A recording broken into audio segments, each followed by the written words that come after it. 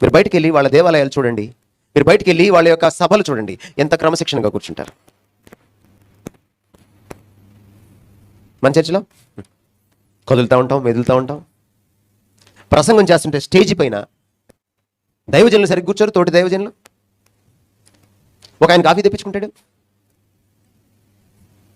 ఇంకొక ఆయన పక్కనోడితో మాడుతుంటాడు, కామెంట్ చేస్తుంటాడు. కనీసం వాక్యం తీసి చూడ్డు. Do you honour the presence of God?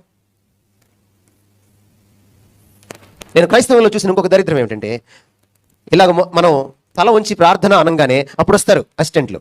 Brother మీరు కాఫీ తాగుతారా, మీరు కొబ్బరి నీళ్ళు తీసుకుంటారా? ఎప్పుడు? ప్రార్థన చేసేటప్పుడు.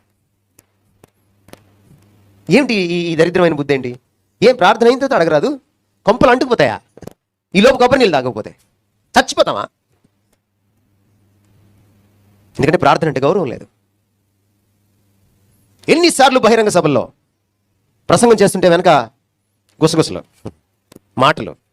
ప్రార్థన చేస్తుంటే అందరూ మాట్లాడుతుంటారు. దైవజనులు మామూలు మాట్లాడితే పర్వాలేదు, కనీసం వాక్యం ఓపెన్ చేసి follow hour. What is this? ఆయన ప్రెజెన్స్కి నువ్వు గౌరవం ఇవ్వనప్పుడు నీ దగ్గర ఎందుకుంటాడు ఆయన? ఆయన నీ దగ్గర లేకపోతే నీ ప్రత్యేకత లోకానికి ఎలా తెలుస్తుంది?